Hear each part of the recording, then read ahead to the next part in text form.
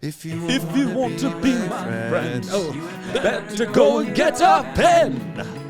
Maybe we can keep in touch like we did in the old days. It wasn't so long ago. And I wish you well. And I wish you well. Wish you well. There we go, B-52s. You always end up back at the B. Wish you well. Wish you well.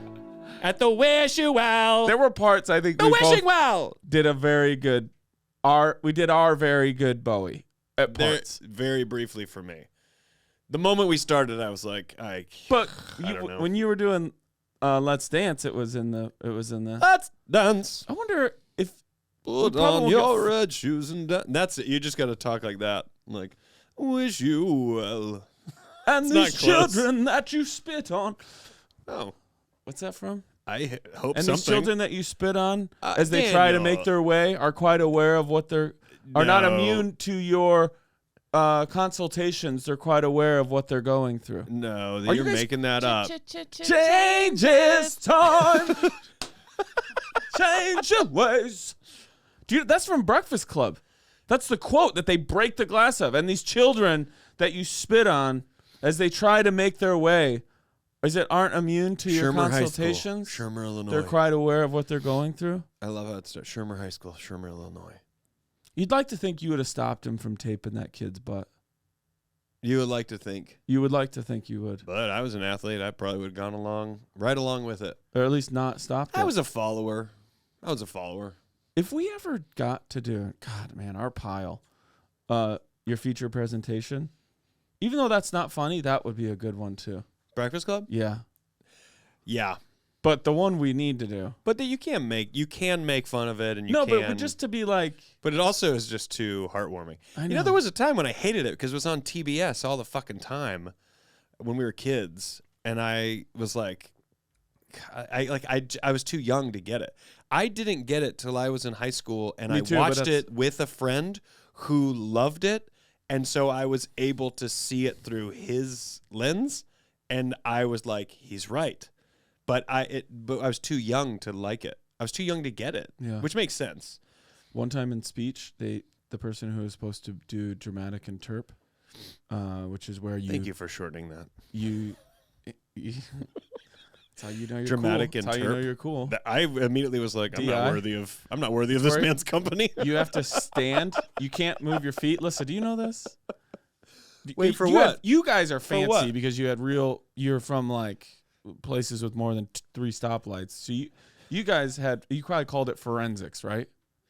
You know, one thing we've never clarified is that the schoolhouse was also a schoolhouse. They just served burgers to help make money. And it did not rock that much. And it didn't rock. You're talking about country school? Country school was also an actual place of education.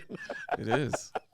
You mean like speech and debate? Yes, but did you call it forensics? No. You called it speech and debate? It was like called forensics, which I like forensics. You called it forensics? That's thrown off my entire life. I didn't know until I got to college. You're like, CSI's about a high school. That's what yes. And I'm like, forensics. It's so DI, dramatic interpretation, dramatic interp. You had to, your feet couldn't move, and you had to do a scene. It couldn't necessarily be a monologue, I don't think. And so the person didn't show up, and they're like, Daniel, and I was already doing dramatic duet acting. Okay. 2-time regional champion. Where you at?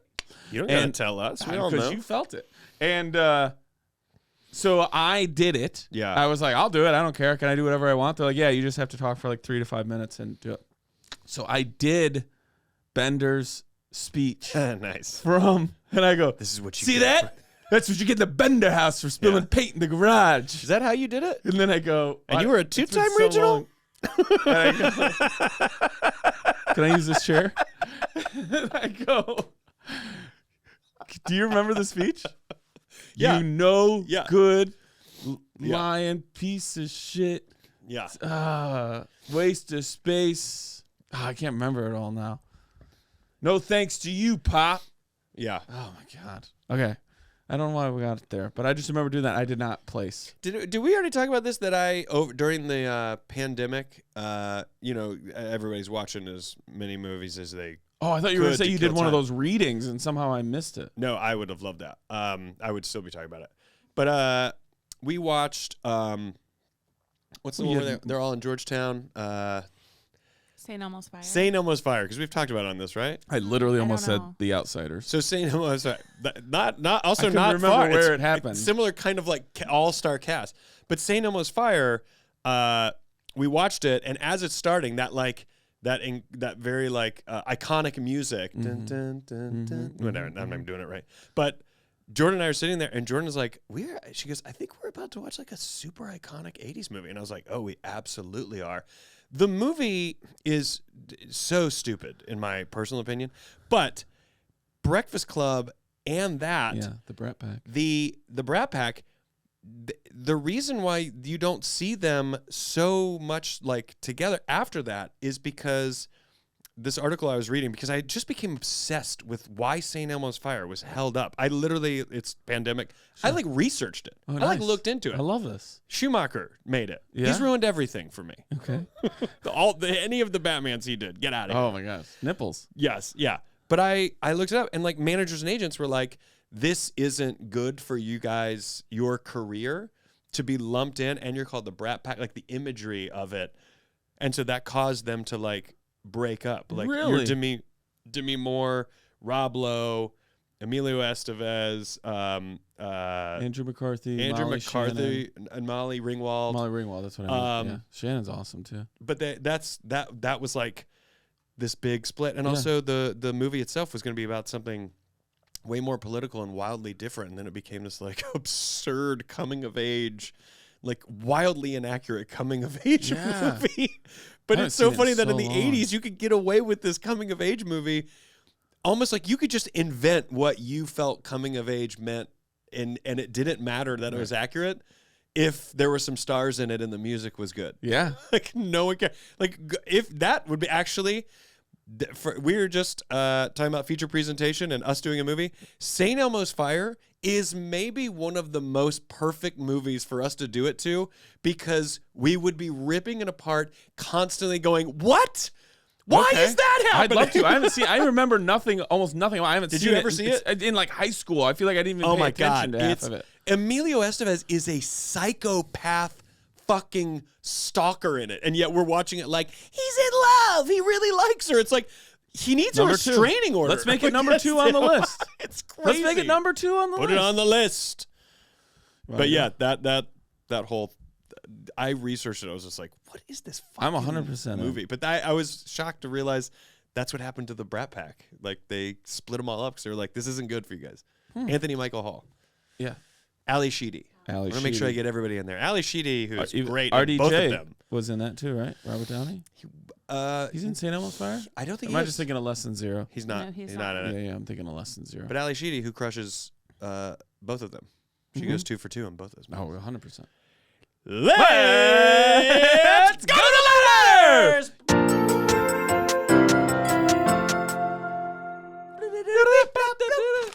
Oh, you know, when it's heavier, it comes straight at you. Damn it. Very interesting mouth thing on that. I did. You go like that. Let's go to the letters! Are you getting my southern guy? Southern I think we auctioneer? both have good facial control. Hello, pals. Oh, you're going? No, do it. Hello, pals. Recently, our 5-year-old child told us that he is a boy when we assumed he was a girl at birth. As a family, we have always had open discussions about gender identity, with my partner coming out as non-binary about 3 years ago. As any normal person would, we have always told our child that we will be here to love and support him no matter what. We live in a small, rather conservative, quote-unquote, city in rural western New York, directly between Buffalo and Rochester, New York. We have had amazing support from our son's school and extracurricular activities, which has been great. But we have also heard that some parents have had issues with the transgender discussion. 2 parents came into school and verbally accosted our son's after-school teacher for reading a book about gender identity and being yourself. The book is called It Feels Good to Be Yourself by Teresa Thorne, a fantastic book. While I know what matters most is making sure our child is loved and supported for whoever he is, my partner and I are worried about people in the community, mostly the parents, treating our child less than human. My question is, when will people stop being shitty about who people are? Since I know there is no answer to that question, I want to know your thoughts and ideas for helping create the best and most supportive environment for our child when dealing with these bigots. Sincerely, your pen pal, Tyler F. Tyler F. Tyler, why did that get a jingle? Because that's how it ends. Tyler F. Do you know Alyssa? Tyler F.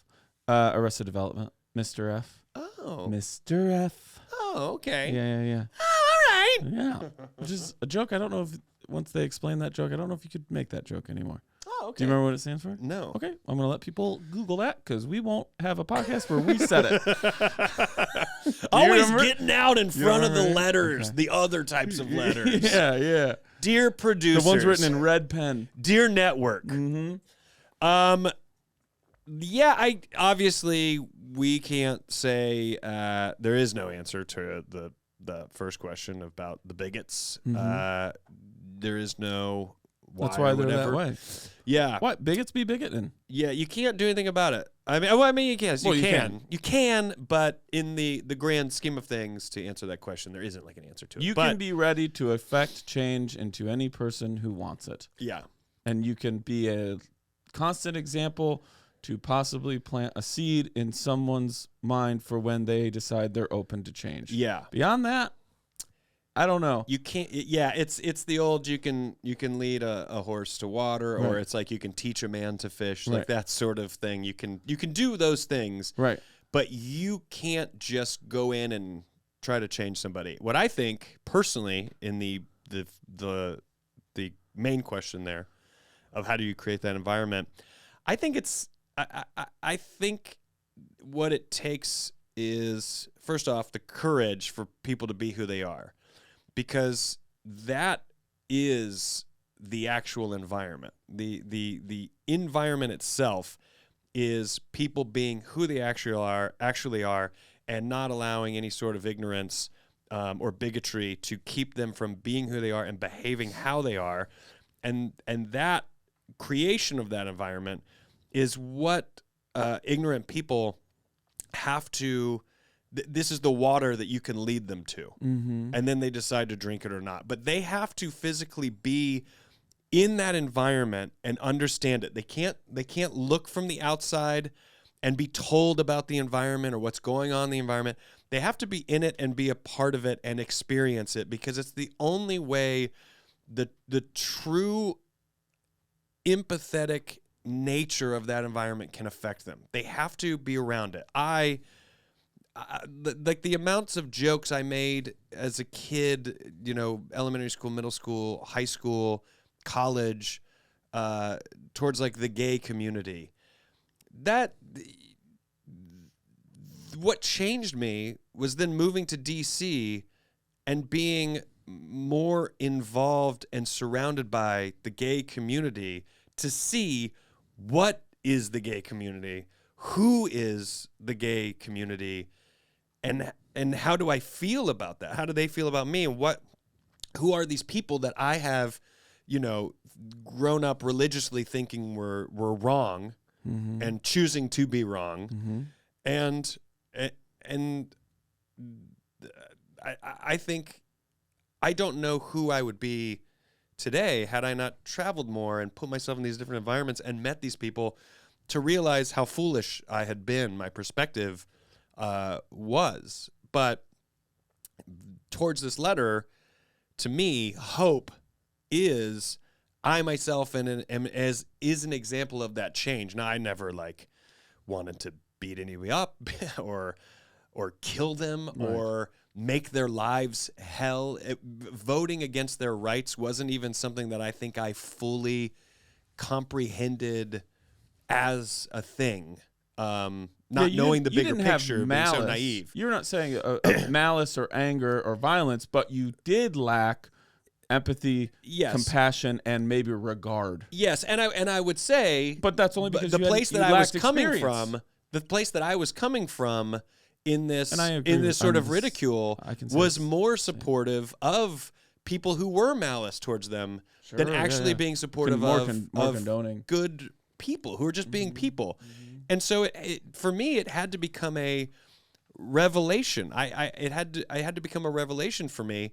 I grew up in an area where that's just how it was. And, young people are mean. And also when you're in the Bible Belt, this is what you're religiously taught. So my personal take on that question is creating that environment by showing people that this is the environment. It hasn't changed. It wasn't suddenly, oh my God, suddenly there's a community of LGBTQ plus that's always been there. It's just now you're fully aware of the environment, and some people don't like the change of that environment. But to be there and see it, and you can't necessarily walk in people's shoes, but you should be able to listen to them and hear who people are, to have empathy for their struggles. And it's across the board with everything. Books certainly help. But if you are in a conversation with these parents saying, this is who my child is, and no ridicule or speculation on your behalf, no matter what you do, can change nature. It can't change my child. So you can choose to understand this child who has not, we're not talking about Damien from fucking The Omen here. We're not, this isn't a demon. This isn't an evil child. You can choose to understand that child and maybe realize that a percentage of people in the world are similar, and try to create peace. Or you can push back against nature, which pushes things out of balance, which creates chaos and creates violence and creates unrest and is anti-peace in every way possible. You guys are doing it right. You're being supportive. The three of us in this room, Chad's not here, fuck him. The three of us are supportive of this community, of these people, speaking up in whatever way that we can. That informs people of the environment. There are people that listen to this show that maybe change their perspective by some of the things that get talked about from just the people writing us or our take on it. Yes. But in my opinion, showcasing to people what the environment actually is the best thing and only thing that you can truly do. If that horse doesn't want to drink the water, you cannot force it to drink the water. Can I ask you, can I be at two things? Well, okay. First off, can I be granted grace? No. Secondly, after what I just said about my past, I'm like, there's only so much. You're like, the only grace I got time for is amazing. Everybody from the back, ladies and gentlemen, amazing grace. And I asked for that grace. I asked for that grace to be able to hope that everyone listening to this, unless your friends making you listen in the car, knows me enough to know that I want to have I want to ask a delicate question that could be a delicate conversation. Go for it. Let's just dive in. I think there's two things. I'm going to try and do some analogies that maybe don't map very well. Stick with me. When Peter Parker realizes that he's Spider-Man and has these abilities, there's two things that have to happen. Peter Parker needs to learn how to web sling and climb up walls and get at the Spidey sense, right? But then Peter Parker also needs to understand what this means for his life, which is separate from his abilities, who he is, what he identifies as a Spider-Man. He needs to understand that there are going to be people that sometimes ask too much of him. There are going to be expectations that he's not always going to be able to meet. There are going to be people that are afraid of him. Right. And so that's how his life is going to operate. So I think that one thing in terms of creating the environment is on a age-appropriate level with your child for what they can comprehend in terms of humanity and how social interactions work. Understand that we want you to be you. Mm-hmm. And along with being you, along with being able to climb walls and have special characteristics about you, we want you to kind of understand that these are some of the challenges you can face now that this is who you are. Yes. And so I think part of that is not in any sort of, and this is what I mean about grace, any sort of victim blaming or allow people to be rude or allow people to be mean, but to prepare yourself to understand that there are going to be people, whether it's religion and fear, just general disdain for anything that isn't like them. Shitty people. Yeah. That that is part of life you have to navigate. Yeah. And I think that I don't know what that conversation is. I haven't done enough reading about it. I do not have a child. And I don't want to say anything for as many stupid things as I say. I don't want to say anything stupid in this regard because I don't know what that answer is. But I think that is an element to it. Yeah. The other thing, which is also delicate, is what is our... If you do another superhero analogy, I'm not going to allow grace. You're Batman. We wish you well. I just close. Now you're the Green Goblin. You can only see things through Spider-Man. Right. even actually just name another superhero. The other part of this is maybe parents who would say, and I'm maybe giving these people too much grace, we have zero issue with this child identifying as a boy. Our kids, just like some kids reach puberty and sexuality earlier than I know, some it's 13, some it's 15, 16, 17. Our kids are not even, they're not thinking about anything other than how dirt tastes. So we kind of aren't ready. That's a 3 stoplight town right there. We kind of aren't in a place, teacher, where we want you to be saying to our kid who isn't thinking about this at all, we're just working on zippers and shoelaces. Yeah. We don't want that. We would prefer if you didn't say, who are you? Who do you identify? Yeah. And so this is the delicate thing where are those parents, you would know better than me, how much of a leg maybe the answer is no leg. Okay. Do they have to stand on and go, if that child is reaching this identity point earlier than other children, for whatever reason, great. But I don't know that the whole class can maybe read a book about accepting everybody. Yeah. But does the whole class need to read a book about, so whatever and I don't know the book, so more grace. Yeah. Whatever you guys are, it's okay. And kids I would assume, grace, please. Yeah. I would assume that I'll stop. But some of those kids were like, I've never even thought about this.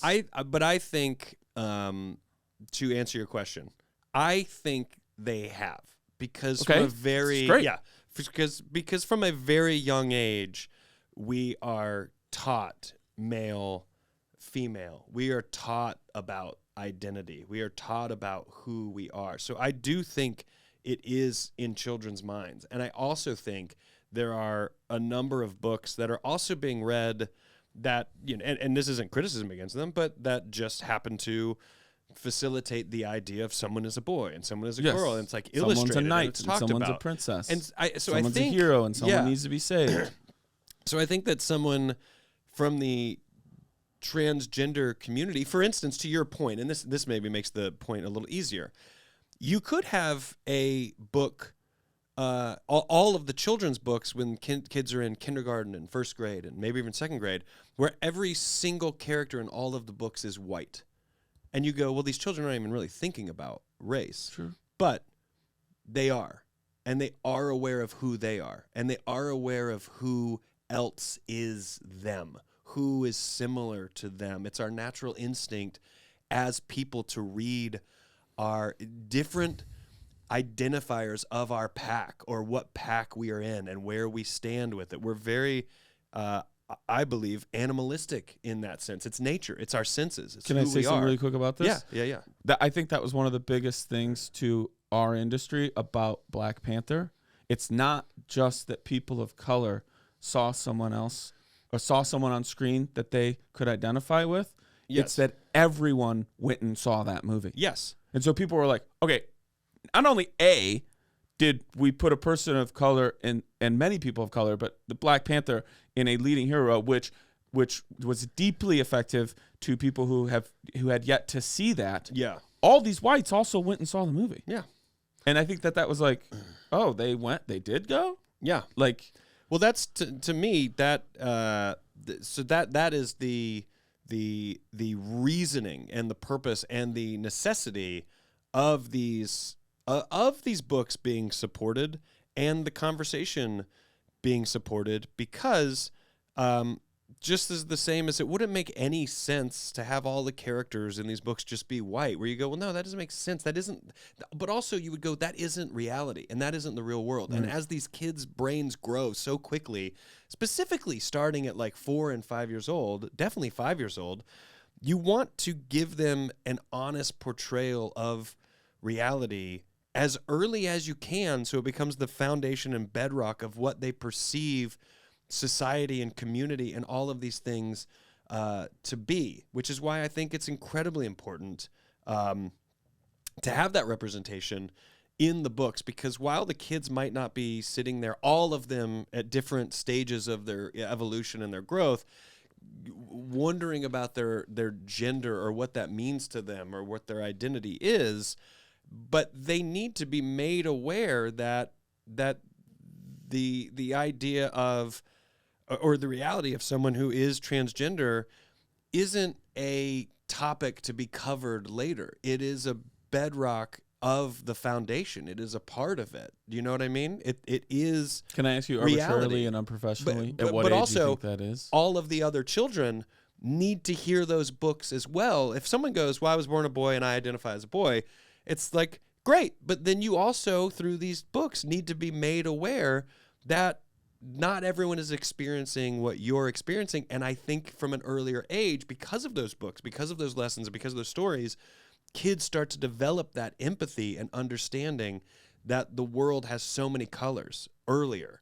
And so then it's not so shocking later. You know, a lot of these children are going to get pushback from family in their churches, from their families that think this is a trend or a fad, or it's a thing that you teach. I mean, these same people still believe that you are born heterosexual and you've made a conscious decision to not be that way. They still believe that. Well, you know what my favorite one is, right? Yes, they refuse to see reality because the reality that was taught to them at those young ages was that didn't exist and it was a choice. So that to that well, my end, favorite one is that that's thing, what why. you're saying. A lot of people who raised us, not all of them, but I have close people in Rochelle to me who I've heard say, we didn't have all these types of people when I was growing up. Exactly. And exactly. I looked at them and I go, yeah, you did.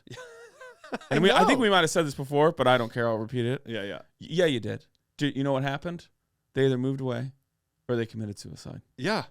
But they were there. Or they just lived in and you don't know secret. where they went. Yeah. And you don't know why they're dead. And you also don't know who they are if they're still here. That's what I was going to say. That's the third. Or they lived unhappily. Yeah. Because they couldn't just be themselves. Right. And that's what I mean. That's what I mean when I say that lack of empathy or support for what is actual real environment that you live in. Like when people say, we didn't have all these types of people. You did, which means you lived in a false reality of what you thought your community was. And because of that, you now have this anger because your perception of reality is that people have chosen to be different later in life, and they're almost doing it as a fuck you to you. Right. And people are taking it so personally, as opposed to stepping back, realizing it isn't even about you, but that this is what the environment has always been. And the reason I said what I said about who I used to be is because that not only is that the truth, but I'd like to consider myself an example of you don't have to stay that way just because you used to think that. You can live a life. I don't sit here ashamed and embarrassed of who I used to be. I would feel that way if I still was that person. Sure. I would be embarrassed and ashamed. But the reality is I wouldn't even have that self-awareness, so I really wouldn't be. Yeah. So when we see people behave in these ways as adults, I have some regret. in this embarrassed Yeah. and ashamed, things where we go, aren't you embarrassed? They're not, because there isn't a self-awareness of what their perception actually is. And it's because they haven't gone to the environment. They still are like, yeah, but in my area here, this is what we think. In this place over here, this is what we think. And you can't, it's so fucking hard to drill it into their minds. The peace and harmony that actually can exist, that they talk about in church every fucking Sunday, is not impossible. It is wildly possible if you just accept things as they are and start to identify violence and identify the hatred instead of assuming you pushing back on who people are and not realizing that is the hate. Right. You're not fueling peace. And I know you're gonna have so many people, more than likely not our listeners, because I don't think that's who our listeners are, but you will have a number of people that, well, what about this making kids go and change their identity and all this stuff?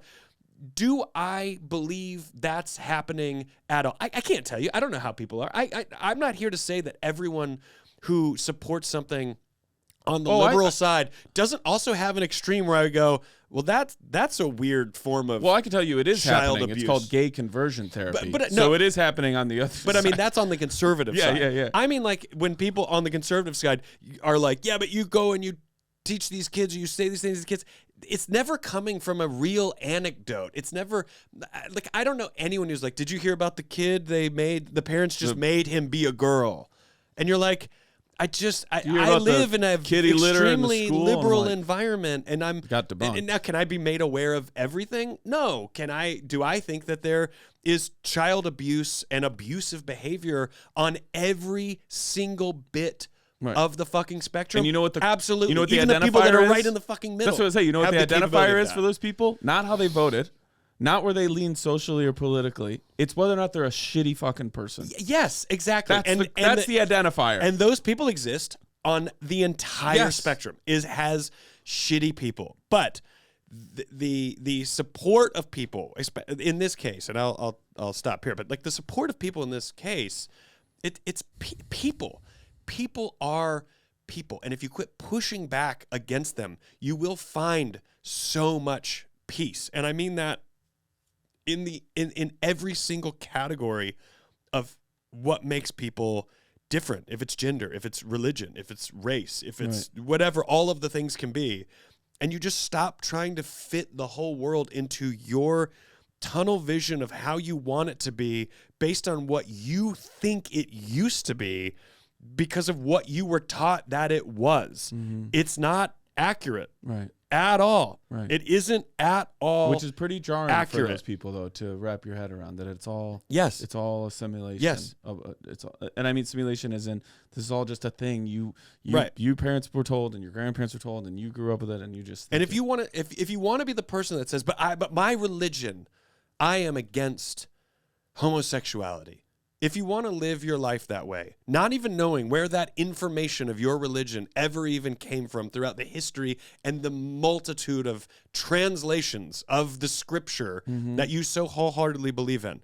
But if you truly are going to say that, then go immerse yourself in that community for a certain amount of time and get to know people and then decide, no, I actually do hate everybody and now I've heard all your stories and I don't fucking support you. Or go and get to meet other human beings who are having a different experience than yours and then maybe ask yourself, what can I do to help? Because that scripture you believe in so much, the lead character of it, that is what he did supposedly do.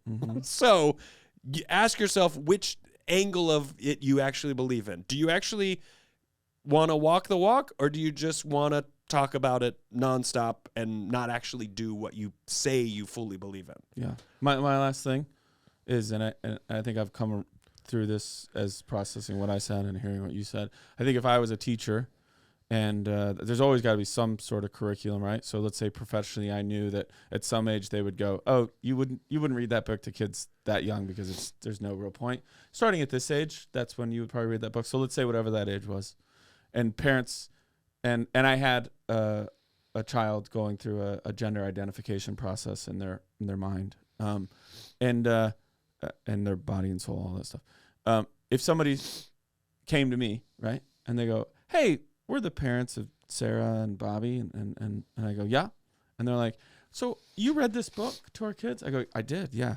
And they go, yeah, they're not thinking about if they're a boy or girl. And now I got Bobby and Sarah coming to me and going, I've never thought about it. Am I a boy or am I a girl? Am I nothing? I would probably look at those parents and go, oh, well, then don't worry about it.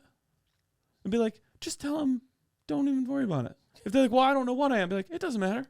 Don't worry about it. It's okay. Yeah. Like the kid or kids who felt like, oh, I'm okay to be me, it landed for them. Yeah. The kids that have never thought about this, if they are coming home, and I understand that, I'm glad they're processing what we're talking about and saying, am I a boy or a girl? I've never even thought about it. I don't care. Just look at them and go, you don't got to worry about that. Yeah. And you know what? It'll solve itself. Well, one final and if thought. they come back to you and go, I've been thinking more about it. Okay, what do you think? Right. Just don't worry. There's no agenda here. One final thought to that point about like the age and someone absorbing a thing. Like if kids are in kindergarten or first grade and you go, yeah, but race is important, so they learn about race. So, but you wouldn't teach them, you wouldn't read To Kill a Mockingbird to them. You're right. But To Kill a Mockingbird, tell them how to change a tire. They're going to need to know. To Kill a Mockingbird has been read to them. It's not that story. Right. The story of it is about race. Right. And that story. What judgment do you pass on people based on the color of their skin? Exactly. And there is a version of it, and it's called children's books. To Kill a Mockingbird is a book that I'd like to think Harper Lee, Go Set a Watchman. I don't know what happened in there, but To Kill a Mockingbird had a huge impact on a lot of people's perception of how to treat people and what is actual justice and what is racial equality and what are these things. Profiling. And what do these things actually mean? Prejudice. And there's a certain age, I think we read it in high school, but there's a certain age where you can understand that story. You can find it entertaining because the empathy that it pulls out of you is actually fed to you in an entertaining way. It's why a lot of stories and movies, it's why movies is such a big deal to people, and books and stories is the most human thing that we fucking do. It matters to us in everything. It's how we communicate so many ideas. So don't sit here and assume these kids aren't being fed that same story. It's just fed to them in a way that a 5 or 6-year-old can comprehend and understand it. And without knowing that book, I bet you that book is doing the same thing. Just saying, hey, there could be a To Kill a Mockingbird version of a transgender person being profiled and justice being, injustice happening to them. But a 5 or 6-year-old can understand it. But what can you understand it? You can just point out to them, hey, consider that this is equal. Don't consider that this is unequal. Right. Consider that this is equal and put that in your brain now. And then when they grow up and they do read a book like To Kill a Mockingbird, it almost crushes their empathy even more because it's where they come from. They go, this is wrong. Yeah. They don't sit there and go, I liked it when he got in trouble. I liked that the black guy got in trouble and he shouldn't have been. I liked it. No. As a kid, they'll already been fed this information to when they get to that point, they go, yeah, it's a good book. It crushed me. It had a huge impact on me. And then they put that into their regular day lives. To come all the way back, and then we'll leave it. To come all the way back, we were like, what do you do about bigots? You can't really do anything, which they also say here. It's this, is if you look at the parent and you go, hey, just, no agenda here. It's just something that's an age-appropriate thing in the way that it's told, it's fine. If your kid isn't worrying about their identity or asking about it, no one's pushing them towards anything. They're not being asked to identify. Yeah. There's just no agenda. Just being made aware. And then when they go, well, we just don't think that they should be told this. My guess, if you ask that same parent, at what age do you think we should talk to your child about gender identity? They would probably say never. Exactly. So it doesn't really matter. Exactly. Because they don't want them being talked to about it in college. They won't want their kids talking to them about it when they're 25. They don't. It's never. Yeah. It's never. But yeah. Okay. Tyler F., great letter. Tyler F. Truly, being a parent is already difficult in this world, and in this way, you're doing it right, and it's not going to be easy ever. No matter who your child is, being a parent is difficult. So, the pen pals wish you well. Sincerely, your pen pals, Rory Scovel and Daniel Scovel. And we're back. Oh, I like when it's the elevator. It did I never feel know. good. Yeah. You never know what floor you're getting off When was on. the last time you stood around? You didn't do theater school? But you did improv, so you did theater games, Yeah. right? You did some zip and zop. Zippity But did you ever zappity. do like Zip, weird, zap, zap. everybody lay on the floor and breathe through your pelvis Sure. type shit? Sure. Oh, you did like body and movement stuff? Yeah. When's the last time you stood around with people, Liz has probably done this a million times more than us, and just harmonized? I don't Like know. sound bathed each other. Yeah, I don't know. That sounds sexual. What? You've had a sound bath, haven't you? But yeah, because you sound bath me. You have had one. I've done twice. I still haven't done the punch. Love it. You got to Okay. do the punch, Oh, dude. guys, watch Babylon. If Watch you sync it. it up with Wizard of Oz, you can hear Dark Side Paramount of the Plus. Moon. Yeah. Paramount Plus, Babylon. I just saw you in a TikTok yesterday, and I saved it to send to you. From Babylon? You Tickety-tockety? walking around telling that kid no freebies and all that stuff, and it goes right into where are the tits. Yeah. Yeah, it's great. It's great to see you. And I read the comments enough because I needed to see a couple of people like, Rory? Yeah. And I'm like, how are you a fan of Rory and you missed Have that brought he's it in up. Babylon? Have brought it up. Quite a Your bit. tour starts in April? Tour's right around the corner. Get those tickets at roryscovel.com, redesigned by Garrett Boatman. You can get a lot of information on there. We're going to start maybe potentially selling art through the website. Pen Pals links are on that website. Links to buy tickets for the tour are on that website. How's that big Canva going? It's happening. It's going. I wanna might make a see. big change to it. So we're going to see. What the We're going to see fuck? what It's happens. done. We'll see. But I might hang it on the hallway pretty soon when it is done. And then, guys, excited. all of my stuff's at danielvankirk.com. Every month I do a show in Houston. Yep. Called Would You Rather Comedy. It's so much fun. I hope you come out and see it. If you've been seeing those promos, we ask those same questions to the audience. So if you come out to one, you can tell me what would you, if you would rather. If you'd You'd rather. rather be in a bathtub full of dead spiders or a bathtub full of tobacco spit. Is it only that question? Well, that was the one that I know, I I did from saw the it. first one. I know. Do you want the second one? Yeah. I could preview it here. All right. This is going to derail us. Go. Would you rather watch your parents have sex every day for the rest of your life or join in once to stop it? Roar. What Snapple are you drinking? See? You're proving my point. Look how excited I got. Yeah. If I handed you that on stage and walked off, you've got new material, even if it's just for right. This is why I love this show. Yeah. You know, Have you right, done it yet? You know, no. As of this recording, yes. You know right now what you would say. That's the best. I know. You know. I'd ask if I could change it to have sex with him every day.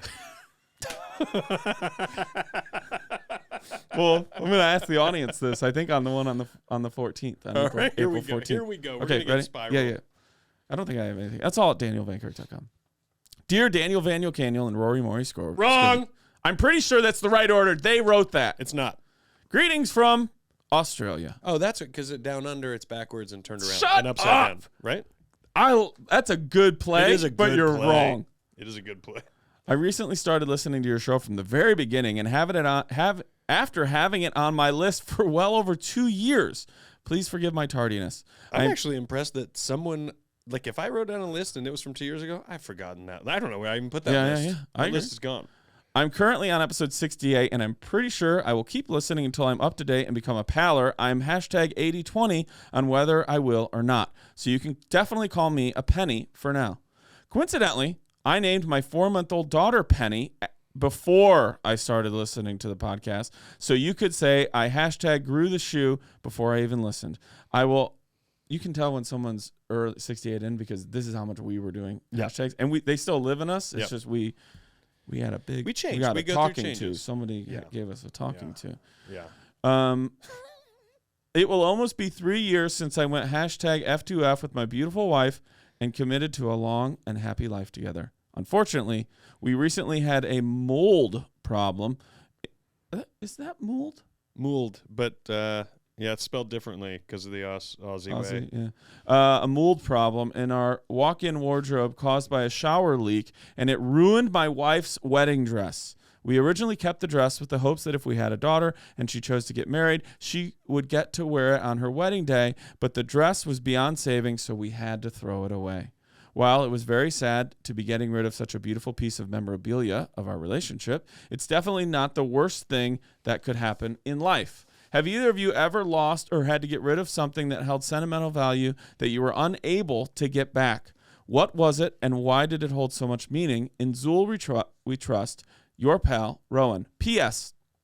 The things I'm looking forward to finding out as I become a paler. 1, do you ever get your white whale Michael Keaton on the show? I mean, they're so far behind. We're always close. Let's say yeah. We're always close. 2, does Aristotle ever earn his microphone? Oh, interesting. Quite a term. Oh, very interesting. 3, do you guys ever find Dave Wilhern?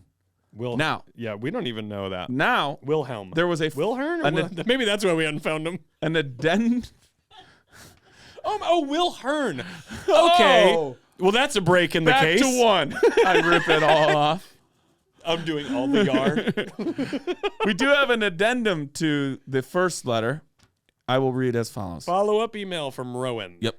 Dear Rory and Daniel. Correct. Go ahead. That is so garbage. I'm getting in touch by way of apology. In my letter before, I was trying to be funny and do a bit about Daniel's name being first. After listening to more of your episodes, it has become clear that there is no comedy in the bit of putting either of your names in front of the other. I hope that's how everyone interprets it. I was afraid this was taking a turn where it was like, it's obviously Roar. And I was like, now you're doing a bit. Now that I've listened to more of the show, I think Rory deserves the spotlight. Please accept my apology for doing the virtual version of kicking a chair at a live show. You were so that far takes from you that. back. Yeah, that was... Where is that guy? I'll now? never forget the look in your eye and seeing my eyes in your eyes. In your eyes, the light, the heat. We met there. Your eyes, that guy kicked a seat. Your eyes. You've got to leave your eyes. Talking to that guy. You're Apologies. You're sincerely and leaving the comedy to professionals, Rowan. Bing, ba-ring, bum, bum, bum, bum. Skibbity bop, skibbity bop, scoop bop bop bop, bibbity boops. I loved that song. Lissa, do women want to wear their mother's wedding dress at their wedding? It's a really good question. I think some people do, yeah. And do. I wonder if it affects on whether or not your parents are still together. Does that matter? Would that matter? I think that's a great question, but I don't. I personally would think that probably doesn't totally matter. But I mean, even if they were divorced, you'd say like, wow, this is the dress you wore when you and hopefully you and my dad couldn't have been more in love. Yeah. And love can come and go. And your guys' chapter end. So that the dress isn't tainted. It was a beautiful day. Just to clarify, I'm not talking budgetary. I understand that sometimes budgetarily people go, well, yeah, I just wore my mother's wedding dress. Old. I liked it. It saved me $9,000 or whatever. Something the fuck old, the something wedding dress new, cost. something borrowed, something blue. Yeah. This is the and so if it's a tradish. blue wedding dress and it's your mom, then you cover every base. I will tell you, none of my friends wore their mother's wedding dresses. They all got Yeah, I've only a new seen dress. it once or twice. Yeah, that's My what sister- my wife did. What?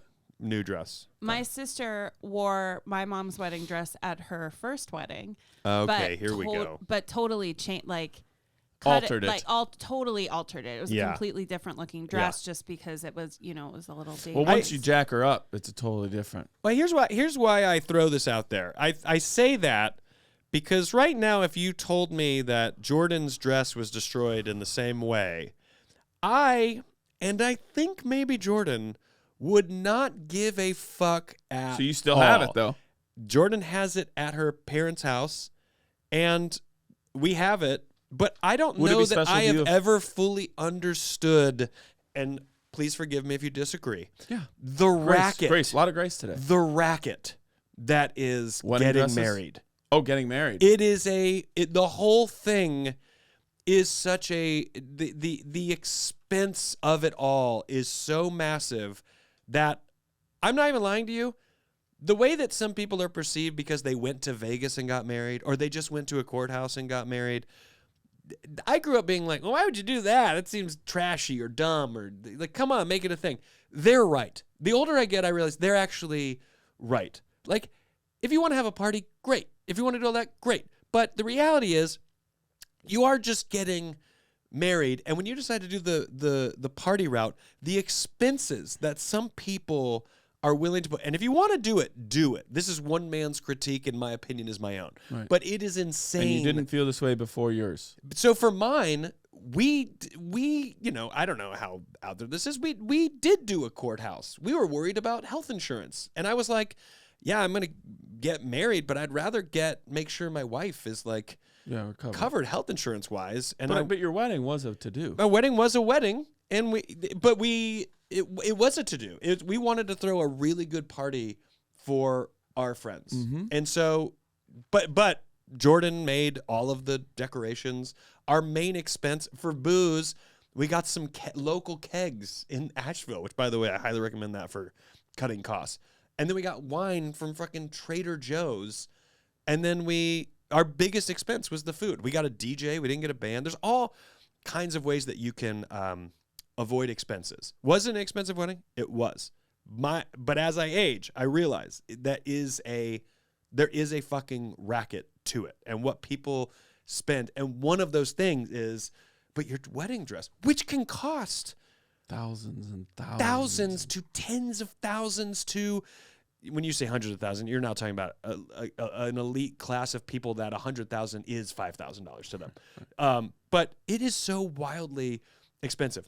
My point being, if the dress gets destroyed now, there isn't any part of me that has ever once thought that maybe Jordan, our daughter Elliot, would wear that dress in her wedding. I just haven't ever thought of it. Would you think it was special if she did? No, I wouldn't really care at all. I might think, oh, that's a cool thing. Can't wait to play this for her. I might be like, that's a cool thing. Yeah. But I just don't think I think about it. Now, I'm not here to criticize people that do. Rowan, who ended up getting the names wrong the first time and then realized the error of his ways. I just saying that no names. So if he was forced to it, we know what he would do. And then the other one is a bit before admitting it was a bit. So there was a bit in your letter. He corrected it, and he knew that it was the right. He said he was deeper into the show, and he understood now. Fair. That the correct. He got the order wrong, is what was said. Right. And Rowan, what I mean to say is your perception of this wedding dress, you're maybe jumping the gun on your perception of it, and maybe you're wrong about that as well. And maybe, ironically, I am also right again here. And oddly enough, you had it right the first time. Think long, think wrong, Ron. Anyways, Rowan, what I'm trying to say is you're wrong. Have you lost anything that you're like really hurt and you couldn't get back? That's a great question. I do think, you know what? This is weird. This is strange. I lost a joke book. And you already feel, right? I knew you'd feel it. Comics who listen to this show, if there's any, they're like, oh, God. I lost it in the trunk of my car forever ago. You just had a jacket thing with you. After Meltdown. I couldn't find it. And I was like, I know that I came out here after Meltdown. That's the worst. Gilbert was with me. You know A to B. And I knew A to B. And yet it was like a magic trick had occurred. And I was like, this just happened to me with a I put it in there. Parking garage ticket. Here's what's incredible. Years go by, and I think right before I traded in the car for the Tesla, I moved like a panel. Yep. And there was my joke book and the pen, and I was like, oh my God, it fell into this thing that I didn't even know you could remove. I don't know if I'd get it. Wasn't until I was trading in the car where I was like, I'm going to check everything. Yeah, of course. Not looking for the book. I've already you're just combing through. But here's the lesson that I put into it, and it kind of syncs up here, Rowan. I find the joke book. I'm now like, got it. Read it. There's nothing of value in that joke book. Well, you're a different There isn't comic. one bit that I'm like, oh, that was worth. Yeah. Thank God that was preserved to find in this ice. Yeah. I can then use later. Nothing. I realized that it wasn't even something to hold on to, and that the thing that I thought mattered so much, I realized didn't matter, because also now I wasn't who I was anyways. Meaning that by the time your child does get married, people might not even wear wedding dresses anymore. Right. Anyways, what about you? Have you lost something that kind of fits in there? You know what's okay? I think I'm a little weird. Now where's that coming from? A lot of places, but in this one particular way. I like that you said it to me and all the listeners, as though we haven't developed an opinion of you at this point. And you look at me and you go, and that's why none of us gave you grace. Yeah. And that's why like, grace. What? Yeah, I didn't know. That's why grace wasn't granted and won't be granted. I have 2 items that it would greatly hurt me if I lost. Oh, interesting. But if I listen, Rory. Go on. Yeah. It was great when I got the pinball machine back that I sold to have money to move to LA. Sure. I recently got myself something else that it was great to have again too. But like those aren't the two items. It's two personal, small things. But I have pared my life down so many times. Thankfully, not for a very long time, but in a short span of time, I did it like 4 times. Yeah. To like luggage, that like, and it's documented. Even the cabin. Yeah. I don't hold a lot to those things. Yeah. To me, it's whatever you would have gotten me for our birthdays, or gotten me for Christmas, because of how I know you, and we all know how we feel about gifts, unless you're not on the Patreon. Would have been people great. On the Patreon? Who would not be on the Patreon? That's fucked up. Would have been great, but I can almost guarantee they would not be better than being at my the memories, the experience I have of what we did for both of those things. Yeah. And so pretty great painting though. That is great. Yeah. I don't know if I've ever talked about how Daniel and Lissa haven't hung up their paintings, but they finally did. Yeah. So, and they look great. Yeah. They look I don't know if so anyone great. listening has ever painted from their heart and watched it sit on a It was in a position for everyone where I could always look at it. Same. Yeah, on the dusty. Stop. almost had water damage. Stop. I can see mine from right here. It looks so great. So I could lose a lot, I think. Even if I lost those two things, I'd be really bummed, and then I'd go, that isn't where those weren't little horror cruxes. That isn't where that part of that person lived. Well, the things you own eventually end up owning you, Daniel, and that was Tyler Durden that said that. It's very true. Yeah. If you own enough you are of it. not your fucking khakis, dude. Right. So no, I can't. I know what you mean. I think as we age, maybe I have one thing I haven't been able to find things, but in a long time, but I'd like to find.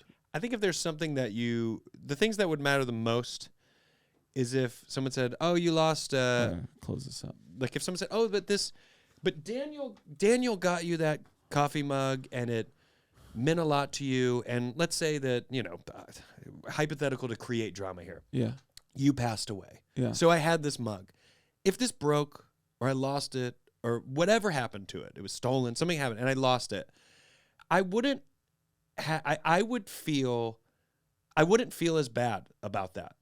What I would feel more bad about is if I had some kind of I had this, and I knew that it was worth $500,000, and I lost it, and I knew that I could gain $500,000 from it. This, while having sentimental value, it doesn't matter to me. Right. Ultimately, this doesn't either. Daniel got you this. Daniel got you this one, and you lost it. Fine.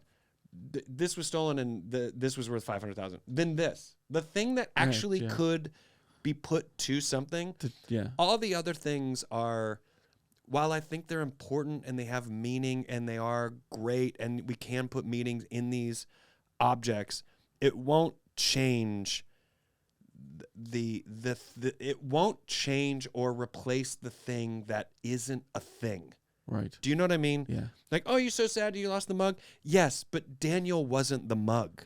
Right. Our experiences weren't the mug. Right. And when he bought it for me, it was $30 and he gave it to me for my birthday. And if he were alive today and I lost the mug, the fact that I would lose nothing if he were still here means I don't necessarily need to feel something when he's gone. It wasn't like a thing. Right. Now, change that slightly. Daniel wrote me a very endearing letter right before he passed away, and I can't find it. That's going to affect me. That would be tougher. Yeah. But I read the letter, and I know what he wrote or how he felt, and so that is the thing. Mm-hmm. And you can't. That isn't something that is an object. Do you know what I mean? Mm-hmm. And so I think because of that, and maybe because I've experienced a considerable amount of loss in my life, there isn't anything you can do other than find yourself at the conclusion of what I just said, or go insane. And so you have to choose. Yeah. And some people choose the insanity. And I feel for them, and I get it. I do get losing the mug, and it fucking kills you. But you lose enough, and you realize all of those things aren't the person, and they aren't the thing. And in conclusion, saying it's people. when you lose, like, I would say, of all the things you lose that you can't replace, the only answer really should be like people and pets. And I mean, even a home. There was a fire and we lost the home. It's devastating. It's fucking hard. You lost all of these things in it. Did everyone get out? Did everyone make it out? Right. That is your home. Your home is those people. I'm not saying that's easy. And my heart breaks for everybody in these earthquakes and in fires and flooding and anything that we have, these disasters. But it's people. It's the thing that you lose that you can't replace is simply, it's simply people. Nobody digs out a lamp. Exactly. It's simply people. Right. Yeah. I think, the only thing would be if you had photos or videos where like a memory is encapsulated. A hard drive. That lives. I can see a hard drive being like, because in a way that's the image of those people, or a scrapbook or a photo album. Yeah. Those things that don't, to me, the things that you really, really lose in it being people, when you lose something of monetary value, it's because it had monetary value and there's something you can do with that. But that can't destroy your life. Mm-hmm. Losing people has no monetary value, and sometimes it does destroy people's lives. Sometimes it destroys their lives so much they die shortly after. Sure. It actually destroys their life, quite literally. I've seen it a lot. And you've read about it. Yeah. Well, it happens. Literally when I worked in the cemetery, I would always see like, and then they went, and then they went, and then they went. After. And it's a real thing. Yeah. But to me, it's other people and even the destruction of places, I think, hold something dear. A park that suddenly has condos that weren't needed. A comedy club that was just a bar, performance space that I used to play in D.C. They built a high rise, and it crushes me that that's gone. But, do I ever sit there and go, what could I have back, Dr. Dreamos or my dad? You know what I mean? Right. You're never going to go, I don't know, doing Dreamos on Wednesday nights was pretty fun. It's always going to be people. Your pets, and it's always going to be people, because the thing that you gain from them has no monetary value or materialistic value. That's why to me it is the most beautiful thing about humanity, is the thing that we really should cherish the most, and you try to teach other people to cherish the most, is the thing you can't fucking touch or even truly describe. Mm-hmm. And it isn't love. I'm not talking about love. It's beyond that. It's something else. I agree. Do you know? Yes. 100%. So what I'm trying to say is, Rowan, you got it right the first time. You got it right the second time? Fuck that dress, dude. Rowan, thanks for sending this in. You're going to get to all those answers of those questions. Here's the thing. Rowan isn't even going to hear this. Do you think Rowan will hear this by the end of this year? I don't know how rapidly Rowan is going through this show. Rowan may not hear this for 3 years. Right. Also, Rowan, and this happens all the time, and no disrespect, Rowan might be like, I can't fucking listen to those two anymore. And I'm here to say, you're not wrong. You're not wrong. I think you are. I like listening to us. But Rowan, in case you decide to skip ahead, Michael Keaton has not been on this show to this date, but I still believe in my soul that he will, and I don't know why that's there, but it is there. I agree with you. Does Aristotle ever earn his microphone? Aristotle is no longer employed at this company. And legally, that's all we can say. Do you guys ever find Dave Wilhern? We can't answer that yet. We can't answer that yet. A greater question, Rowan, is, do you guys ever start to look for David Wilhern? We kind of did. All right. Thanks, Rowan. We wish you well. Sincerely, your pen pals, Daniel Van Kirk and Rory Van Scovel.